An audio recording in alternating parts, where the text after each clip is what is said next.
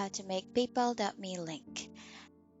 Hi there, today we'll teach you how to create your own PayPal.me link. So this is only applicable to new accounts if you haven't set up your PayPal.me link yet. So first you need to go to the Send and Request tab on the website, and then you go to Contacts. From Contacts there you will be able to see that you create your link now. Click on it, and then you have the option to add your photo now, or you can do it later. From there, you will be able to customize or create your own link.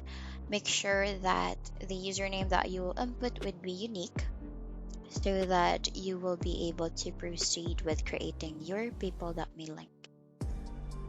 Okay. As you can see, if it's valid, it will show it's available, and then you can just go ahead and click on next. From there, you just need to accept the terms and conditions by checking on the checkbox. And then from there, you can just go ahead and agree and create.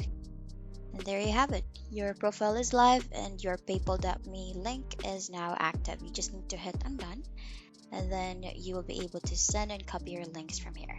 That's it for today's video. Thank you for watching. Bye.